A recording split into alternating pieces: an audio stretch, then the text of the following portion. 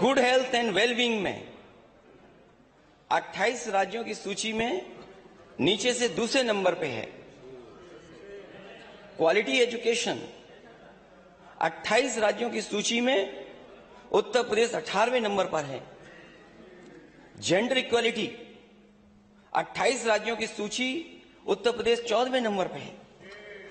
Clean water and sanitation 28 राज्यों की सूची में 20वें नंबर पर है। अफोर्डेबल एंड क्लीन एनर्जी हम 14वें नंबर पर स्थान रखते हैं। Decent work and economic growth में हम सम्मानजनक कार्य एवं आर्थिक विकास में उत्तर प्रदेश 21वें नंबर में है। इंडस्ट्री इनोवेशन एंड इंफ्रास्ट्रक्चर में उत्तर प्रदेश 17वें नंबर पर है। टू रिड्यूस इनइक्वालिटी असमानता में कमी 28 राज्यों की सूची में प्रदेश अंतिम पायदान पर है। यहां जरूरी है कि सरकार को समाजवादी सिद्धांत को समझना होगा। सबका साथ सबका विकास या राम राज्य बिना समाजवाद के संभव नहीं है।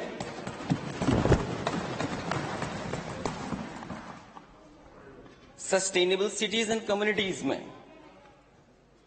14वें नंबर पर हैं। रिस्पॉन्सिबल कंजप्शन एंड प्रोडक्शन में हम 9वें स्थान पर हैं, क्योंकि गंगा साफ और एक बार सरकार के ही एक मंत्री उस समय के रहे होंगे, माननीय मंत्री जी ने कहा कि हम कृत्रिम बारिश कराएंगे, कृत्रिम बारिश। क्लाइमेट एक्शन में हम 28 राज्यों की सूची में हम 5वें पायदान पर हैं। लाइफ बिलो वाटर, वित्त मंत्री जी हो सकता कुछ और सोच रहे हो। लाइफ बिलो वाटर, जलीय जीवों की सुरक्षा, जल में जीवन है ही नहीं, सीमा ही नहीं रखती, इसलिए पैरामीटर की दिक्कत नहीं, लिखना नहीं चाहिए वाला है ही नहीं आपका। आप लिख रहे थे कुछ, इसलिए मैंने पढ़ दिया ये। लाइफ ऑन लैंड 20वें नंबर पर। Peace, justice and strong institution हम 8वें नंबर पे हैं। जब नीति आयोग के ये आंकड़े बताते हों, 6 बजट आपने पेश किए हों, 7वां बजट आपका है, तो हम कहां खड़े हैं इसके बारे में सरकार को जरूर बताना चाहिए कि आखिरकार हम इन पैरामीटर्स में कैसे बेटर होंगे। मैं नीति आयोग की रिपोर्ट और जो उस दिन मैंने डेटा पढ़ा था उसकी रिपोर्ट, इंडिया टुडे में मैं तीनों रिपोर्ट टेबल, अध्यक्ष महोदय, मैं आपके माध्यम से टेबल करना चाहता हूं। फिर सरकार कहती है कि इन्वेस्टमेंट आएगा, और उन्होंने सपना देखा कि इस बार 33 लाख करोड़ के एमओयू किए गए हैं और उन्होंने 19,000 के लगभग एमओयू किए हैं। ये तस्वीर मेरे हाथ में जो आई है अध्यक्ष महोदय, वो सबने देखी होगी। हालांकि तस्वीर नहीं दिखा सकते, लेकिन ये बड़ा मामला इसलिए मैं तस्वीर दिखा रहा हूं। ये टीवी पर चली, सोशल मीडिया पर चली, अखबारों में छपी, और न जाने कितना इसके लिए खर्च किया गया होगा। गमलों पे तो खर्च हुआ ही हुआ था, सफाई पे खर्च हुआ था। आज एक अखबार में मैं पढ़ रहा था कि जहां पर इन्वेस्टमेंट मीट हुई वहां 20 दिन से सफाई नहीं हुई है, और जितने गमले, जितना कुछ सजावट थी वो सब समाप्त हो चुकी है, सब खत्म हो गया है। तो मुझे लगता है कि जिस तरीके से हवा में 19,000 एमओयू दिखाए गए थे और 33 लाख हवा में दिखाए गए थे, ये सब का सब इन्वेस्टमेंट हवा में ही दिखाई दे रहा है।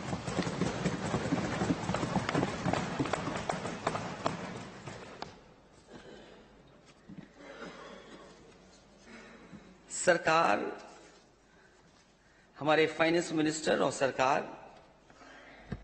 बगल में नेता सदन,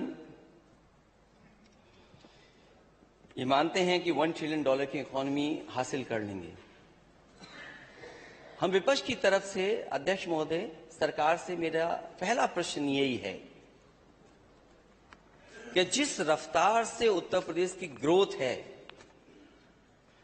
जो national statistics office, ministry of statistics and programme implementation, government of India का डेटा कहता है, उसमें हमें क्या जीडीपी चाहिए होगी, हमारी ग्रोथ क्या हो। फाइनेंस मिनिस्टर की स्पीच में 21-22 में उन्होंने कहा कि 16.8 हमारी ग्रोथ रेट है करंट प्राइस पर। हाँ? 4 है शायद। ना जो बजट स्पीच में है, जो बजट स्पीच में है, और जो एवरेज है, जो 17-18 और 21-22 की एवरेज ग्रोथ रेट है वो 7.8% है। ये सरकार का डेटा बताता है। और मुझे खुशी इस बात की, ये बताते हुए और वही मिनिस्ट्री के डेटा को बताते हुए कि जिस समय समाजवादी सरकार थी उस समय की जो average growth rate of GDP थी वो 12.25% थी, उससे 5% कम है। आपकी एवरेज ग्रोथ रेट 5% कम है। और फिर कहते हैं कि हम 19% तक 23-24 में लेकर के जाएंगे। मैं माननीय वित्त मंत्री जी से जानना चाहूंगा कि आखिरकार नेता सदन से इसकी सोर्स क्या है। हमसे तो हर चीज की सोर्स पूछी जाती है, कम से कम 19% कैसे हासिल करेंगे, उसके लिए आपके सोर्स क्या है। और फिर $1 ट्रिलियन इकोनॉमी को पाने के लिए जो आपका लक्ष्य है 26-27 में, उसके लिए मैं समझता हूं आपको 34% की ग्रोथ रेट चाहिए। 34% की ग्रोथ रेट कैसे संभव है? जो आपका ट्रैक रिकॉर्ड है 6 साल का, वो आपको कहां पर ले जा रहा है ग्रोथ रेट? और अगले 4 साल में क्या उम्मीद उत्तर प्रदेश कर सकता है? मैं तो बधाई दूंगा और जो सहयोग आप चाहें 34% हासिल करने के लिए हम आपके साथ खड़े हैं। और मैं तो अध्यक्ष महोदय कहूंगा कि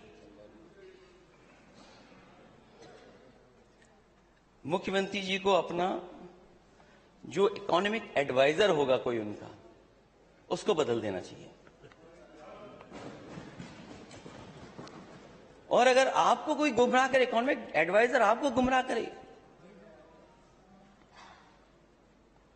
जो आपको सही सच्चाई न बताता हो, उस आर्थिक सलाहकार का आप क्या करोगे? नेता सदन जरूर बताएं कि 34% आप हासिल कैसे करेंगे। और मैं अध्यक्ष महोदय कहता हूं, हम समाजवादियों का घोषणा पत्र ले लें, ये 34% हासिल कर सकते हैं। लेकिन उसको हासिल करने के लिए बड़ी बुद्धि की बात हो रही थी। बहुत बुद्धि है, जाने कहां बुद्धि है अध्यक्ष महोदय। हालांकि मुझे नहीं पता वर्ड अनपार्लियामेंट्री है, पार्लियामेंट्री वर्ड है बुद्धि। मैं अध्यक्ष जी आपसे चाहूंगा कि आप मुझे बताएं कि बुद्धि का बस इस्तेमाल कर सकता हूं कि नहीं कर सकता हूं।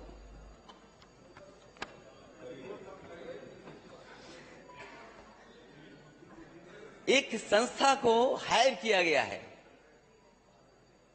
केवल मुख्यमंत्री जी को, सरकार को झूठ बताने के लिए। झूठ इज अनपार्लियामेंट्री।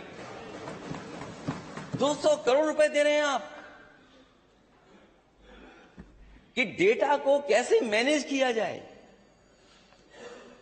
जो आपने सच नहीं बोला कि हम 34% हासिल कैसे करेंगे, उस 34% को साबित करने के लिए आप 200 करोड़ एक कंपनी को दे रहे हैं। आप $1 ट्रिलियन इकोनॉमी बनाने के लिए आप 200 करोड़ खर्च कर रहे हैं।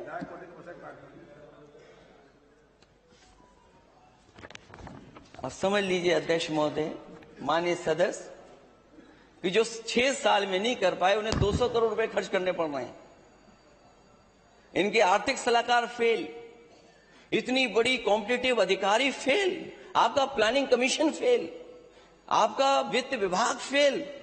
200 करोड़ देकर के डिलॉयट कंपनी से आप सुझाव लेंगे? आपकी सदियों सदियों बनी हुई संस्थाएं आपने धक्का मार दिया उसको। और फिर सरकार कहती है कि 4.2% अनएम्प्लॉयमेंट रेट है। जिस तरह गन्ने में गुमराह करते हैं, हम सदस्य जितने भी विपक्षी है वो ये पूछते हैं कि बकाया कितना है। सरकार कहती है हमने इतना पे कर दिया है। हम सभी माननीय सदस्य जानना चाहते हैं सरकार से कि बकाया क्या क्या है। कहते हैं हमने तो इतने लाख पे कर दिया। इसी तरह आप कहते हैं कि अनएम्प्लॉयमेंट रेट 4.2%।